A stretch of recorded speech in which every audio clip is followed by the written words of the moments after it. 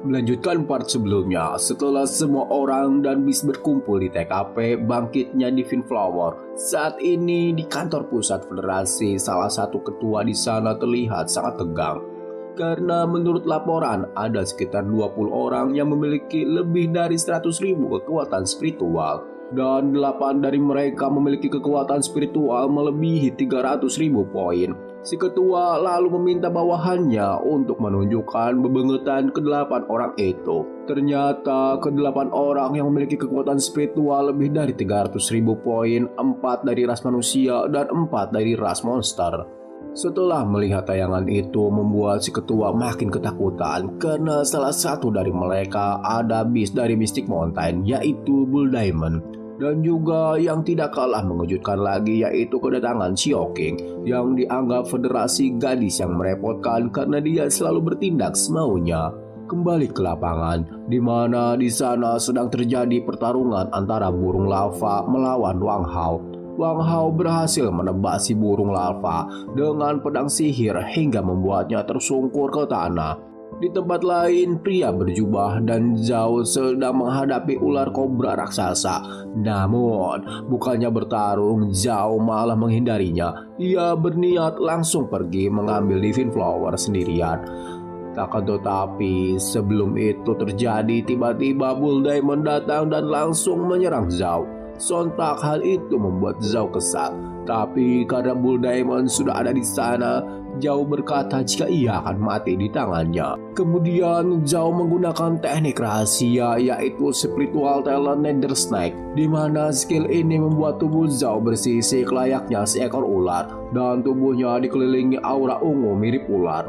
Tanpa basa-basi, Zhao langsung menyerang Bull Diamond dengan skillnya itu. Akan tetapi, Bull Diamond dengan mudah menghindarinya. Ketika Bull Diamond akan menyerang balik Zhao dengan skill gravitinya, tiba-tiba ada sesuatu yang menghantam area belakangnya. Nampak Bull Diamond mengeluarkan keringat dingin, merasakan aura besar yang ada di belakangnya. Ternyata seseorang yang mempunyai aura besar itu adalah Xiaoqing. Xiaoqing lalu berkata untuk tidak menggunakan pertarungan jarak dekat. Bull Diamond merasa kesal karena dipanggil bodoh oleh Xiaoqing dan kemudian mengeluarkan energi cukup kuat membuat area sekitar berguncang. Xiaoqing lalu pergi meninggalkan Bull Diamond dan akan membicarakannya nanti. Ia juga meminta Bull Diamond untuk menahan Zhao terlebih dahulu. Melihat Xiaoqing pergi, Zhao langsung bereaksi dan berniat mengejarnya. Namun, dengan cepat Bull Diamond langsung menghadangnya. Zhao mengoceh kenapa Bull Diamond menghalanginya. Apa kau tidak melihat wanita itu? Dia baru saja melewatimu, bodoh. Mendengar itu membuat Bull Diamond sangat marah karena manusia rendahan sepertinya berani menyerangnya. Bull Diamond pun berkata untuk Zhao bersiap membayar dengan nyawanya. Zhao mulai merasakan kekhawatiran jika pertarungan ini terus berlanjut maka tidak akan terselesaikan dalam waktu setengah jam. Ia harus segera menghabisi Bull Diamond dalam satu kali serang. Tetapi apa yang terjadi? Bukannya ia yang melancarkan serangan mematikan, malahan Bull Diamond yang menyerangnya terlebih dahulu menggunakan skill gravity tingkat kedua, membuat tubuh Zhao tertekan. Kemudian Bull Diamond bersiap dengan serangan yang diberi nama Heavy Sword X. Boom! Hantaman berat tubuh itu membuat tubuh Zhao terluka. Darah mulai keluar dari dalam mulutnya. Akan tetapi Zhao tidak ingin kalah. Ia kembali ke mode uranya lagi. Aura ungu mulai menyelimuti tubuhnya. Kemudian di tempat lain Xiaoqing berhasil bertemu dengan Divine Flower. Mereka saling menatap. Lalu Divine Flower memulai percakapannya dengan Xiaoqing. Divine Flower pun berkata, "Kau seperti bukan manusia. Kau memiliki bau yang sama." Mendengar itu membuat Xiaoqing merasa jika Divine Flower sama seperti masternya, mempunyai kesadarannya sendiri. Xiaoqing kemudian keluar dari tubuhnya lalu bertanya kepada Divine Flower jika dirinya bisa mengendalikan tubuh manusia. Maka Xiaoqing memintanya untuk mengendalikan tubuhnya karena mulai saat ini akan banyak orang kuat yang akan datang. Dengan tubuh Xiaoqing maka Divine Flower dapat melindungi dirinya. Mendengar itu membuat Divine Flower merasa heran kenapa Xiaoqing ingin membantunya. Ya, Xiaoqing menjawab karena mereka memiliki nasib yang sama. Kemudian, Shin kembali ke medan perang, di mana burung lava mulai kewalahan menghadapi Wang Hao. Akan tetapi, setiap luka yang diberikan oleh Wang Hao dapat ia sembuhkan dengan cepat. Ya, tentu saja skill regenerasi yang dimiliki si burung lava membuat Wang Hao kesal, karena hal itu akan membuatnya kerepotan. Tidak lama kemudian, sebuah ledakan yang sangat besar terjadi di belakang Wang Hao. Semua orang di sana terkejut dengan kejadian itu.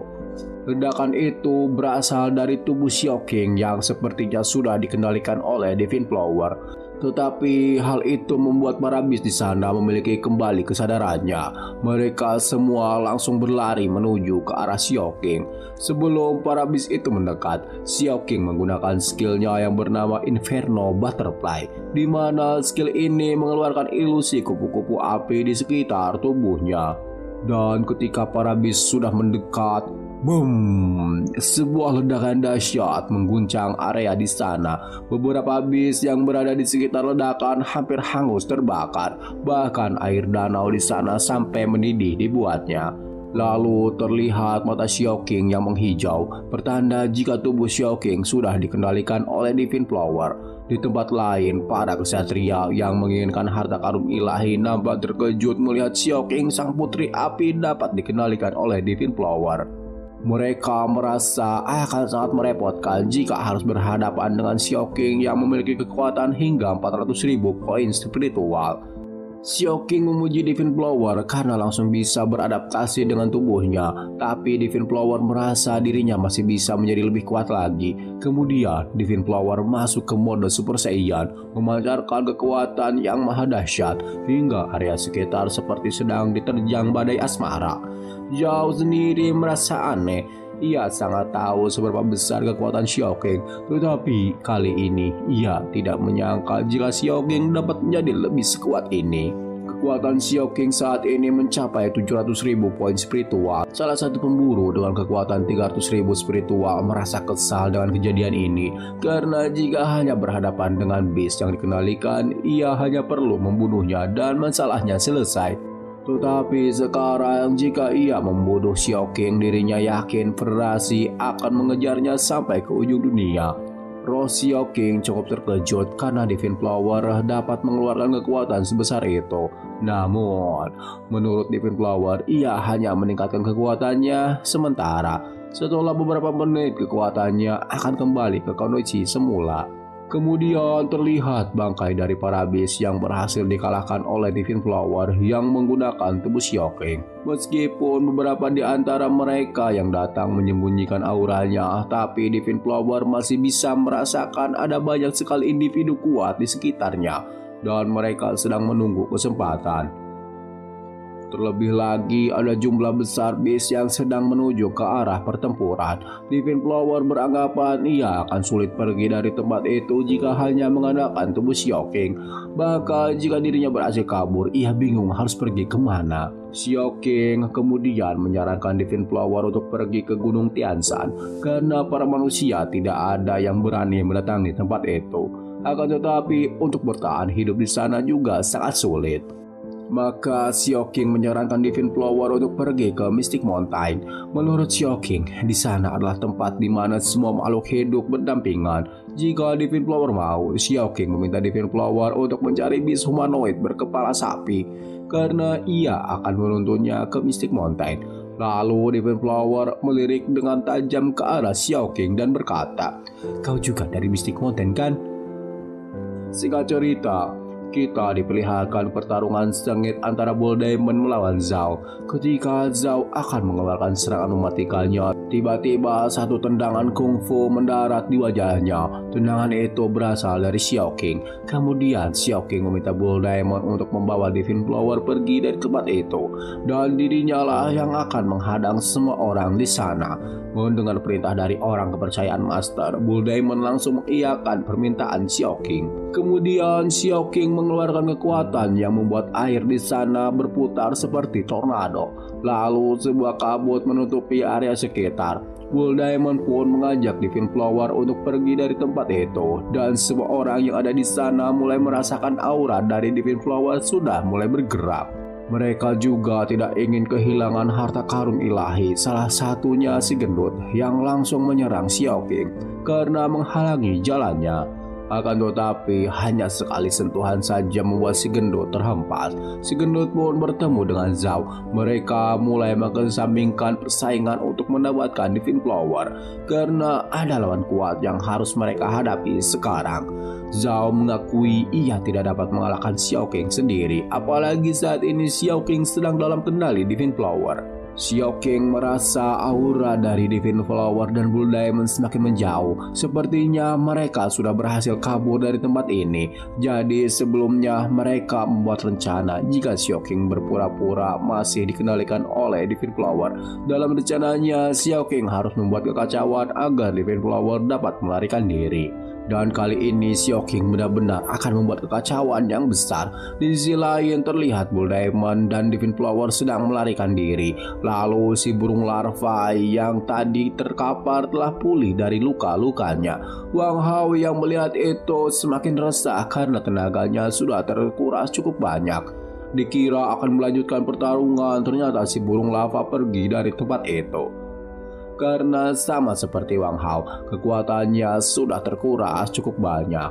Tidak lama kemudian ada sesuatu yang jatuh tepat di belakang Wang Hao. Ternyata sesuatu itu adalah Zhao dan juga pria berjubah. Mereka terhampas oleh serangan Xiao King yang kuat. Wang Hao sendiri merasa jika Xiao King adalah orang yang sangat merepotkan, tapi ia cukup percaya diri untuk melawannya by one dan meminta Zhao pergi mengejar Divine Flower.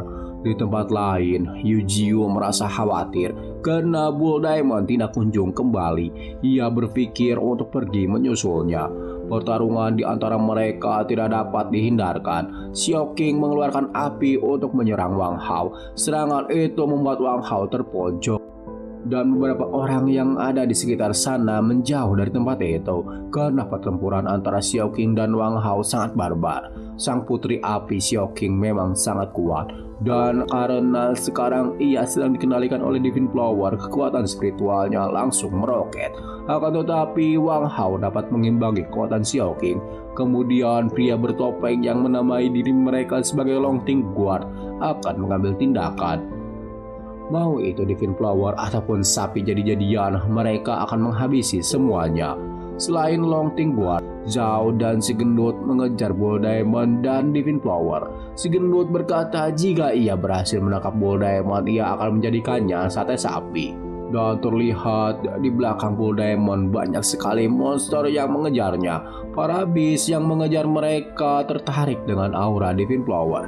Ya, cepat atau lambat mereka akan tertangkap karena kehabisan kekuatan spiritual. Kemudian Divine Flower mengeluarkan energi yang menyelimuti tubuh Bull Diamond.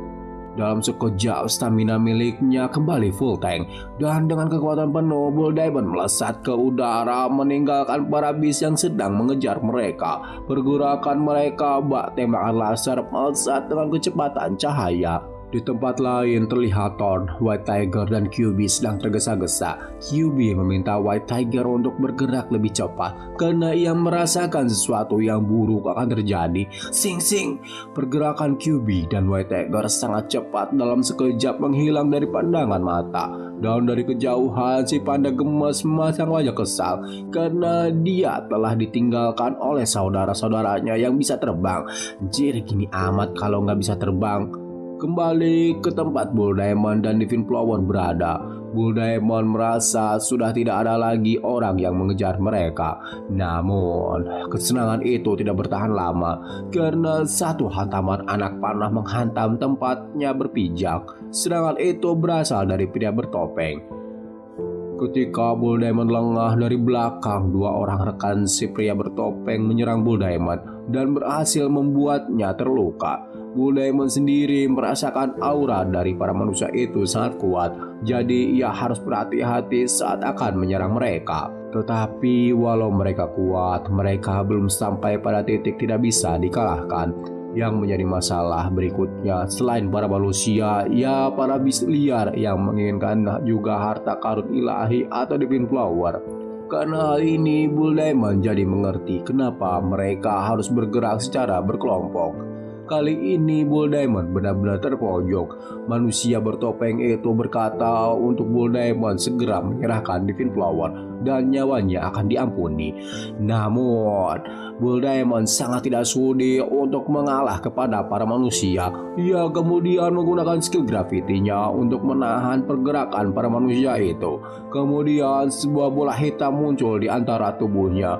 Bola hitam itu bernama Death Black Hole, di mana skill itu mengubah tubuh Bull Diamond menjadi seperti bintang yang kemudian secara terus-menerus meningkatkan gaya gravitasinya. Bull Diamond mencoba untuk menerobos batas kekuatannya. Ia harus lebih kuat agar musuh-musuh yang ada di sana dapat dikalahkan. Tidak hanya pria bertopeng yang merasakan gaya gravitasi yang kuat, Zhao dan si gendut yang masih berada jauh di belakang mereka terkena efek gravitasi juga. Kemudian salah satu si pria bertopeng membuka bajunya. Ia berkata jika kekuatan gravitasi milik Bull Diamond masih belum seberapa, ia bertaruh tubuhnya yang akan menghancurkan Bull Diamond atau gravitasi milik Bull Diamond yang akan menghancurkan tubuh si pria bertopeng terlebih dahulu. Si pria bertopeng itu mulai melancarkan serangannya. Akan tetapi Bull Diamond juga tidak ingin membiarkan manusia bersikap sombong di hadapannya. Ia membalas tinju yang dilayangkan oleh manusia bertopeng. Tinju mereka saling menghantam satu sama lain. Sombongnya manusia bertopeng itu berkata jika lebih menyenangkan jika bertarung dengan Beast menggunakan tinjunya. Ia kemudian mengeluarkan jurus yang bernama Supreme Lord. Ya, atau bisa dibilang pukulan 1000 atau bisa disamakan dengan Gomu-Gomu no Mi. Pukulan yang dilayangkan oleh manusia itu mendarat di tubuh Bull Diamond. Dirasa Bull Diamond akan tumbang, tiba-tiba satu bogoman yang dilancarkan Bull Diamond sangat telak menghantam bebatok si pria bertopeng itu.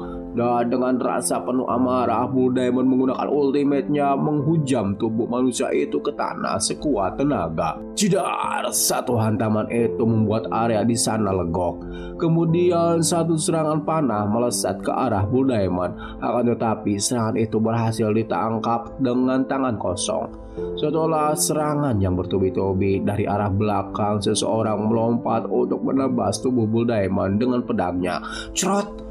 Satu sabetan berhasil melukai tubuh Bull Diamond.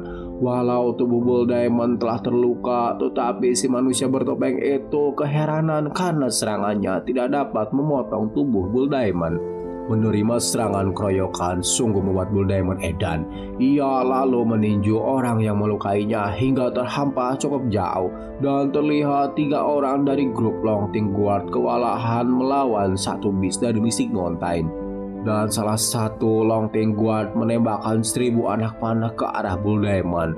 Ribuan anak panah mulai menghujani Bull Diamond. Divine Flower berniat membantunya. Namun untuk kali ini ia tidak dapat mengendalikan Longting Guard. Kemudian Longting Guard menyadari jika dirinya seperti akan dikendalikan oleh Divine Flower. Si pria bertopeng itu pun lengah. Bull Diamond tidak menyia-nyiakan momen itu. Ia langsung melompat ke arahnya sembari mengayunkan kapak yang menjadi senjata utamanya. Bahkan jika aku mati, aku harus membawa kalian semua bersamaku, teriak Bull Diamond. Boom! Serangan itu membuat area sekitar luluh lantah. Akan tetapi si pria bertopeng itu berhasil meloloskan diri. Mereka bertiga kewalahan hanya menghadapi satu Beast. Salah satu dari mereka juga mengakui kalau Bull Diamond yang berada di level extraordinary kedua bisa mengimbangi mereka bertiga. Akan tetapi setelah mendapatkan serangan di punggungnya, Bull Diamond hampir tidak bisa berdiri lagi. Ia merasa apakah ini akan menjadi akhir hayatnya. Dikira semua akan berakhir. Rombongan Beast liar mulai berdatangan. Selain para Beast, Zhao dan si gendut juga tiba di sana. Ketika mereka akan memperebutkan Divine Flower dan membunuh Bull Diamond, tiba-tiba dari udara datang sebuah ledakan api yang sangat hebat. Serangan itu berasal dari QB yang alhamdulillahnya telah sampai di sana. Akhirnya bala bantuan telah datang. QB ekor 4 dengan gagah berada di atas udara. Semua musuh yang ada telah dikepung oleh api QB. Divine Flower berkata kepada Bull Diamond jika musuh baru yang kuat datang. Dengan santainya Bull Diamond menjawab jika saat ini mereka telah aman. Ya, bukan tanpa alasan Jenderal terkuat QB telah ada di sana. Melihat kehadiran Kyuubi, si gendut mulai khawatir karena ia sangat tahu betapa kuatnya Kyuubi. Mereka sudah sangat senang karena berhasil memojokkan Bull Diamond, tetapi kali ini malah datang sekutu dari Mystic Mountain yang menakutkan. Kali ini Kyuubi versus everybody. Si ular yang melihat Bull Diamond dan Divine Flower lengah berniat untuk menyergap Divine Flower.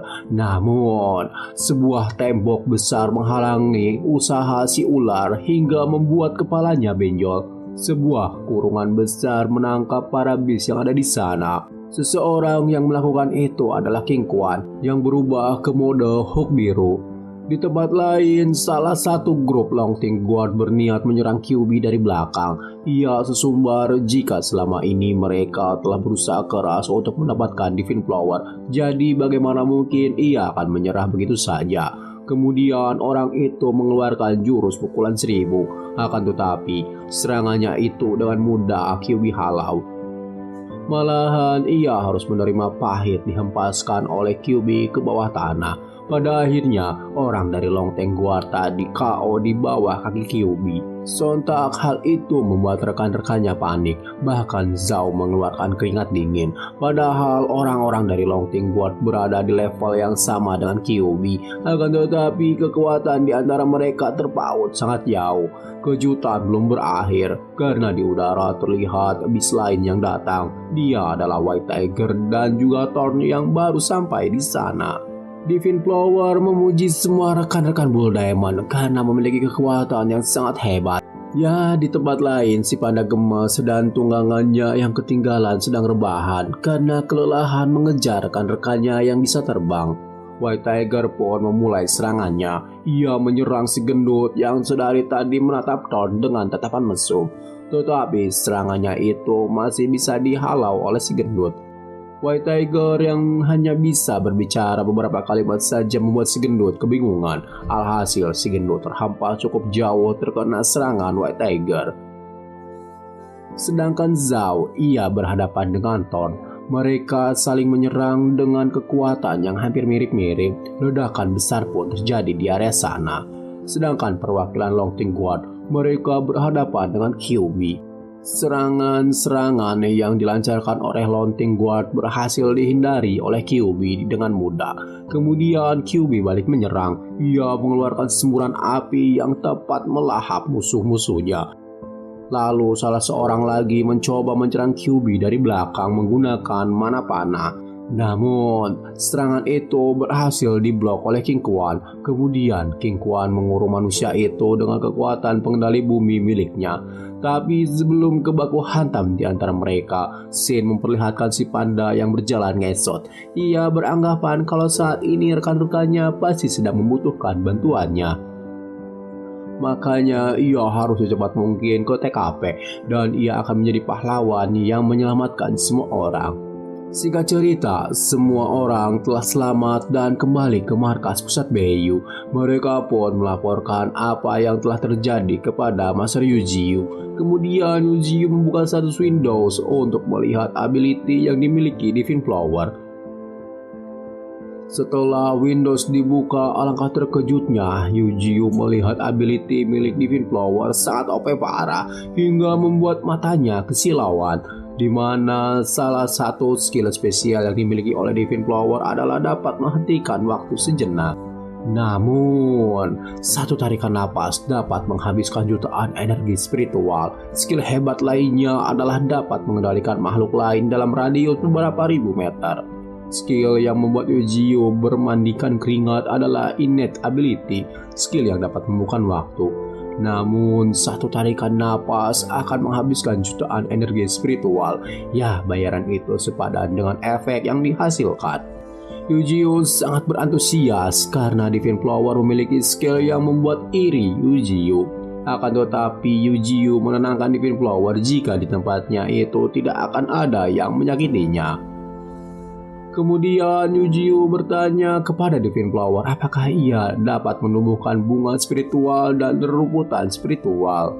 Divine Flower pun menjawab jika energi yang ia miliki cukup maka ia dapat menumbuhkannya dalam waktu 1 bulan. Akan tetapi Divine Flower harus menyerap 1/5 bunga spiritual dahulu sebagai bahan bakar.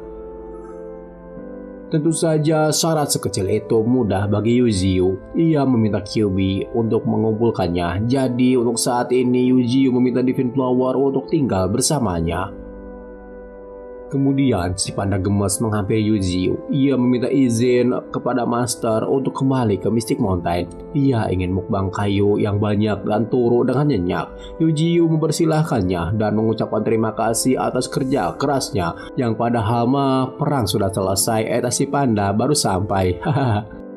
Sebelum si panda pergi, Divine Flower menghentikannya. Ia berkata dengan malu-malu jika untuk saat ini dirinya akan tinggal di sana dan setelah urusannya selesai ia akan pergi ke Mystic Mountain. Divine Flower berharap ia akan bertemu lagi dengan si panda di sana, juga berharap akan bersama selamanya. Menurut Divine Flower, si panda itu ganteng dan gagah berani. Ia sangat merindukan sosok pria seperti si panda. Dan pesona si panda gemes bukan main-main. Yuzio dan yang lainnya menjadi antusias mendengar percakapan itu, kecuali White Tiger yang merasa kalau si panda B aja. Akan tetapi sikap si panda berbanding terbalik. Ia berkata untuk tidak mengganggunya di Mystic Mountain. Ya, momen itu membuat orang-orang yang ada di sana menjadi kesal kepada si panda dan berempati kepada Divine Flower. Yuzio yang sudah pengalaman dengan cinta saat menjadi manusia berkata jika cinta memang selalu membuat duka, sungguh terlalu. Scene kemudian berpindah ke belahan dunia lain, di mana di sana banyak sekali pesawat tempur dan kapal laut milik militer yang sedang menuju ke tengah laut. Di Laut Tengah, menjulang tinggi sosok monster hitam lonjong seperti timun. Salah satu kapten kapal laut memberi komando untuk para bawahannya bersiap karena target sudah ditemukan. Dan semua misil pun ditembakkan. Monster itu dihujani peluru dari pesawat tempur yang ada di sana, tapi peluru-peluru itu tidak berefek apa-apa terhadapnya. Monster itu kemudian menyerang balik dengan menggunakan serangan ultrasonik yang membuat pesawat tempur yang ada di sana hancur seketika. Selain misil jarak dekat, Federasi juga meluncurkan misil spiritual antar benua yang secara telak menghantam tubuh si monster nggak jelas bentukannya itu. Boom! Efek dari ledakannya mengguncang area sekitar. Namun, misil terkuat yang dimiliki umat manusia saat ini tidak berefek apa-apa kepada si monster.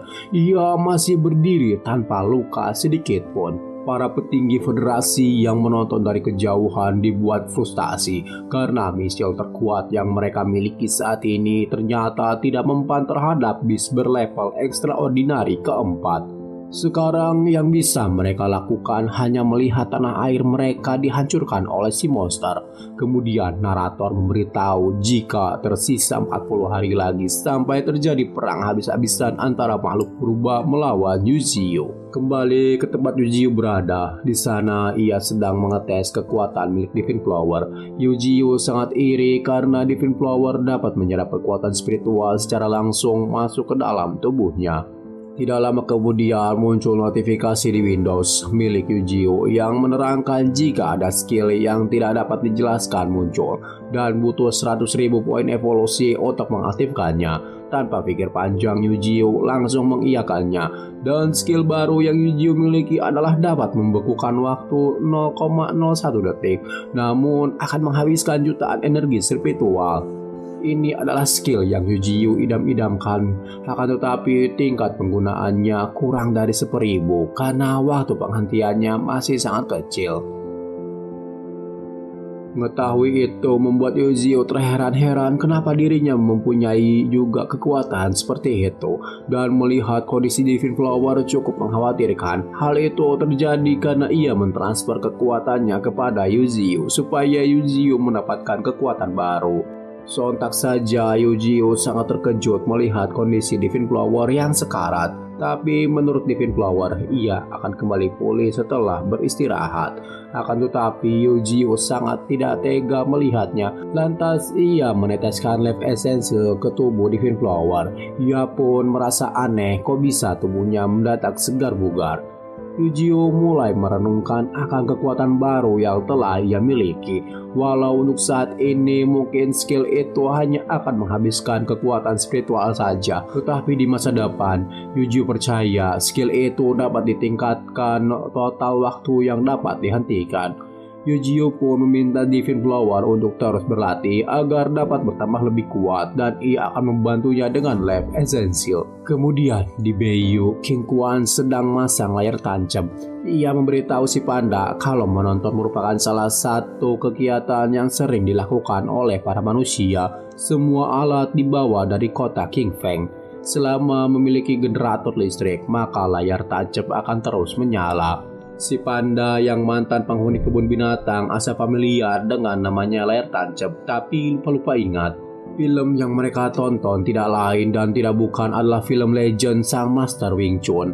Film itu menceritakan tentang rakyat Cina yang tidak pernah menyerah kepada bangsa luar. Lalu terlihat si Jabrik dan si panda sangat berantusias menontonnya. Setelah nonton film kungfu, mereka melanjutkan menonton film romantik yang membuat si panda menangis. Kemudian muncul sebuah iklan kecil di bawah layar yang menampilkan sosok monster yang sebelumnya para manusia lawan di tengah laut. Lalu si panda meminta kepada King Kuan untuk memperbesar berita yang muncul di layar. Ternyata monster yang berlevel extraordinary keempat sudah sampai di daratan. Ia terus bergerak dan akan sampai di ibu kota Jeri dalam waktu 28 hari.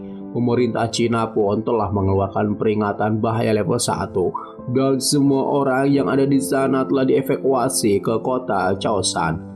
Lalu pandangan si panda terpusat kepada seorang wanita yang sedang berlari menghindari monster itu. Tidak lama kemudian, sikap si panda berubah. Ia pun pergi dari tempat itu. Katanya ingin mencari sesuatu yang bisa dimakan. King Kua dan si Jabrik saling bertatapan karena merasa si panda menjadi aneh. Singkat cerita, terlihat Flash, Mantis, dan Thorn sedang berendam di kolam spiritual. Kemudian datang si kucing putih yang ingin ikut berendam bersama mereka. Akan tetapi Yujio menghentikan pergerakan si kucing putih. Kemudian Yujio menuju ke arah pegunungan dan meminta White Tiger untuk pergi ke sana. Jika si White Tiger belum mencapai level extraordinary kedua, maka ia tidak diizinkan untuk kembali ke Beiyu, apalagi berendam di kolam spiritual. Tidak lama setelah si kucing putih pergi, sebuah pancaran aura berwarna biru memancar ke udara. Aura itu berasal dari Flash yang berevolusi ke level extraordinary kedua. Saat ini Flash memiliki tubuh yang sangat keren. Thor dan Mantis pun sangat terpukau dengan perubahan Flash. Kali ini Flash mempunyai sayap dan bisa terbang. Flash mempunyai kekuatan unik. Ia bisa melipat gandakan kekuatannya hingga tubuhnya tidak bisa menahan lonjakan dari kekuatannya yang bertambah. Itu semacam efek buff. Ia lalu mengetes kekuatannya dengan meninju tanah di sana. Dan benar saja, area di sana langsung hancur setelah menerima pukulan Flash. Setelah Flash mencoba kekuatan barunya, muncul si panda dengan santai menyapa Master dan yang lainnya. Melihat gebetannya datang, Divine Flower langsung salting, tapi ya si panda mengacuhkannya. Kedatangan si panda ke sana karena ingin bertemu dengan Kyuubi. Ia ingin mengajaknya bermain. Dengan senang hati, Kyuubi akan meladeni permainan si panda. Pertarungan antara dua pengendali api tidak dapat dihindarkan. Mereka berdiri berhadapan satu sama lain, saling menatap tajam seakan-akan ingin saling membunuh. Berbeda halnya dengan mereka berdua, Yujio malah cengengesan dan mengajak familiarnya untuk pertaruhan siapa yang akan menang. Sejak lama si panda sangat ingin melawan Kyuubi. Ia ingin merasakan bagaimana mengalahkan Beast yang penuh kebanggaan seperti Kyuubi. Begitupun Kyuubi, ia sangat ingin bertarung melawan pengguna elemen api terkuat. Tanpa basa-basi, Kyuubi mulai mengeluarkan api yang menyelimuti tubuhnya. Skill itu diberi nama Burning Flames. Si panda juga tidak ingin kalah. Ia juga mengeluarkan aura api dalam tubuhnya. Melihat kedua petarung sudah mulai memamerkan kebolehannya, Yujio langsung melindungi para penonton karena efek dari kekuatan api mereka sangat luar biasa. Yujio merasa jika pertarungan ini akan sangat menarik. Dalam sekejap Kyuubi sudah ada di belakang si panda. Boom! Area di sana hancur oleh serangan Kyuubi. Namun, hanya dengan satu tangan si panda berhasil menahan pukulan Kyuubi. Si panda bergumam jika inilah yang ia harapkan, ia juga akan melakukan yang terbaik. Satu pukulan dilayangkan ke si panda ke arah Kyuubi. Boom. Satu pukulan itu telak mengenai Kyuubi hingga terpental cukup jauh. Si panda mulai penasaran apakah ia berhasil mengalahkan Kyuubi dengan pukulan itu.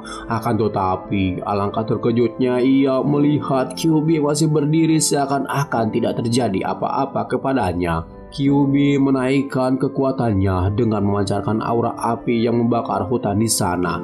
Dari kejauhan, Eugeo hanya bisa melihat jenderal terkuat mereka sedang membuktikan siapa yang paling kuat. Lalu si panda menggunakan skill yang membuat kobaran api di dekatnya terserap ke dalam tubuhnya. Mereka berdua benar-benar menggunakan kekuatan penuh hanya untuk latih tanding. Kemudian terlihat Eugeo terbang ke arah mereka karena jika diteruskan seluruh pulau akan hancur karena pertempuran mereka. Akan tetapi sebelum Eugeo menghentikan pertempurannya, mendadak si panda mengaku kalah. Eugeo merasa kebingungan kenapa si panda menyerah karena itu sama sekali bukan gaya si panda. Kyuubi sendiri merasa kesal karena si panda menyerah begitu saja yang padahal dia yang ngajak gelut duluan. Si panda ngajak gelut Kyuubi karena hanya ingin merasakan bagaimana bertempur melawan lawan yang kuat dan juga ia ingin mengetes batas kekuatannya. Lalu si panda mengajak Master Eugeo untuk berbincang-bincang karena ada yang ingin si panda katakan. Singkat cerita, di bawah terang bulan mereka mulai berbincang. Eugeo menanyakan kenapa si panda menyerah, apakah ia tidak bisa mengalahkan Kyuubi? Ya, si panda mengakui jika Kyuubi memanglah sangat kuat. Kemudian si panda bertanya kepada Master Eugeo, sekuat apa beast berlevel extraordinary keempat?